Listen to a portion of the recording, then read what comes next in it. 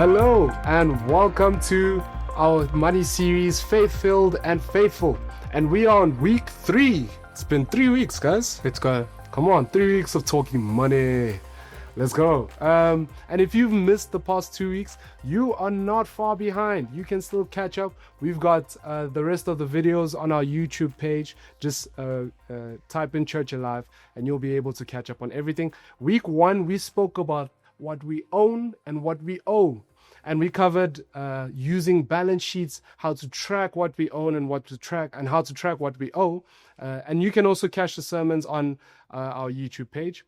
And week 2, we were looking at how to plan and manage your money, and how planning is very, very important. And managing is important as well when it comes to what God has given each and every one of us. And each and every one of us have a goal, a financial goal. But a goal without a plan is just a wish.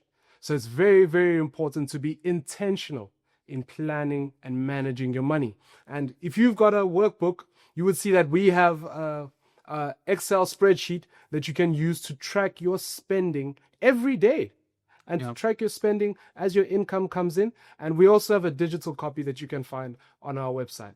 I'm here with Timon once again, Emily, and Anopa. And today we're going to be talking about choosing kingdom principles. Timon, do you want to kick us off?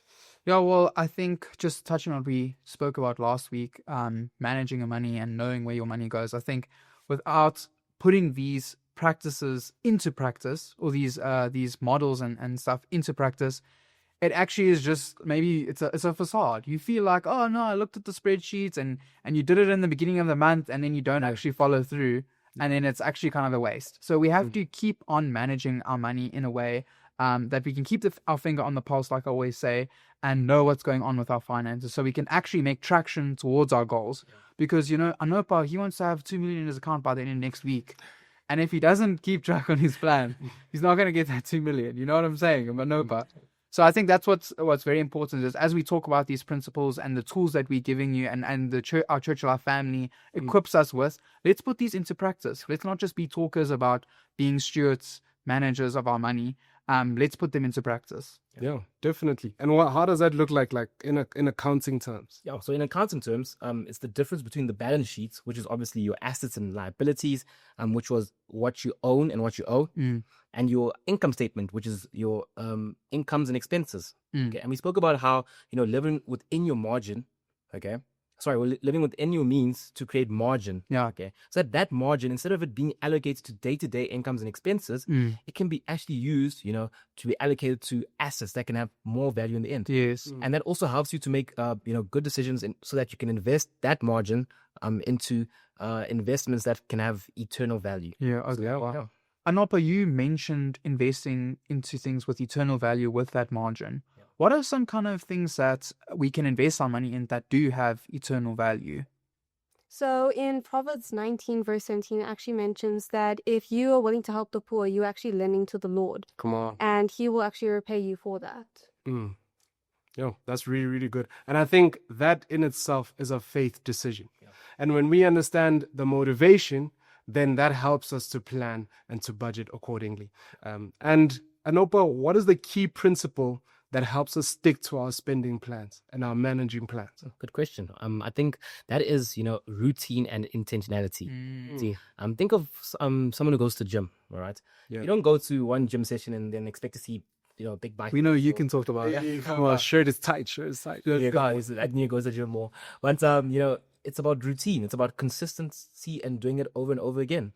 Same thing with the spending, make sure every single day you are writing up how much you're spending, okay? And sometimes you might be tired, you might not feel like you want to do it, but once you start getting to that routine and being intentional about it, then it'll become a habit and become much easier to do throughout. Yeah, and that's exactly what it means to be faithful, sticking to the course, being intentional and developing a routine. And we've got some resources to help you do exactly that. Emily, do you want to share with us the resources? So as David actually mentioned earlier, we have some Excel spreadsheets which you'll be able to find in your booklet. Personally, I suggest having something on your phone which you can carry around easily with you instead of carrying around a piece of paper which you may lose, or it gets thrown away. 60s or 2000s, you know what I mean? Make the choice. So, if you see, the first sheet will be about your daily spending. So that's like any receipts you get at Pick and Pay, Checkers, like your daily spending. Then your monthly stuff. So like how much did you spend overall in the month for your groceries or your water and electricity? So yeah, those are the first two sheets, and then Nopa will take you to the third. Yeah, and the third sheet is how much you're actually spending, all right? And it shows, and as you can see on the sheet, it has the date, the description. It's got every single section of applicable, things that you could spend your money on, and then you can fill in those things so that you can actually have a plan on what am I actually putting my money into, and you can start saying, okay, I might need to remove this, or I might need to, edit this. So yeah, that kind of touches on what we chatted about last week with the different breakdowns and the percentages, and the Bible says where your money is, your heart will be also. So it's interesting to see where your heart actually is based on those percentages. You might say, no, I really value giving and being a generous person. But then that's on that spreadsheet, it has a big fat 0 under the giving section. And then it's like, oh, are you actually prioritizing that? Is that where your heart is? And I think there are some tools such as that spreadsheet that are helpful for to us to keep track of these. My wife and I, we use an app called Buddy. And basically how that works is you enter, the different payments as you buy your Pick and Pay stuff. You say, sometimes we mess it up and we didn't put our payments in, but it helps us keep track of how much money we've spent in the month and what money we've still got to spend for the different sections that we've budgeted for. So if the fun money section is empty and we're like, oh, let's go for a coffee, and we look at the Buddy app, we have to be like, oh, we've got to be disciplined and keep managing the margin and aiming for the margin that we want to have at the end of each month. And the reason why you're able to maintain that routine is because you took the first step. And that's important. It's important that each and every one of us take the first step, regardless of what your income is. It's the same as tithing. I've realized that God gives us all the same percentage.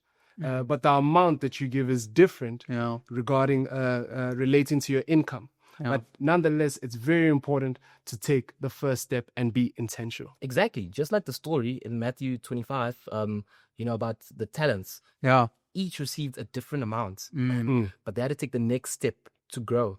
And once they did that, you saw how it didn't matter how much they were given, but if they actually took the next step. Yeah. Okay? So it doesn't matter how much you're earning. The most important thing is to start. Yeah. Take that next step. Yeah. And I think also, again, we can get into like this trap of comparing and saying, especially with your peers, you look at yourself and you say, oh, well, I'm in my 20s, I'm in my 30s or whatever it is, and I'm driving X car, and Bill over there is driving X car. I'm not doing something right. I'm not where I'm supposed to be. But you don't know that Bill's got that 7,000 Rand car payment that comes off of his bank account every month, and he's not very happy about it. You know what I mean? So don't compare yourself to other people, first because you don't know what their story is, and second of all because we're each instructed exactly what you said, to manage what we have been given, and to use that faithfully to make sure that we are being generous, to make sure we're filling out these kingdom principles of being generous to people and to investing into eternity. Yeah. And you know what? I have to say, you actually might find that you've got more money than you think. If you go for coffee every week, over a month, that could be 350 Rand a month. Over a year, you could have like 4 grand. Yeah. You could buy yourself a coffee machine and have a coffee every day at home. At home. And not buy the coffees every day. Yeah. Thanks Lord for our coffee machine. Saves us money. But it's important for us not to compare. Yes. Let's just take into account, okay, these are the talents that we've been given and how we're going to manage these talents well. Yeah. That's really good. That's really good. Yeah, and based on what Anofa and Timon mentioned about when God provided for the 3, it mentions that, again, each person got a different amount, right? But they had the choice on what they wanted to do with it. Yeah. You could either invest it and start up something, or, well, the one person buried it in the ground. So it's really just dependent on what you plan on doing, because we know God is going to provide for us no matter what, just as he did for them. It's just based on what choice we do to provide for ourselves and for others. Yeah, right on the money. So we want to encourage you, take the next step, take your first step, and be intentional and develop a routine as you choose kingdom principles. We'll see you next week.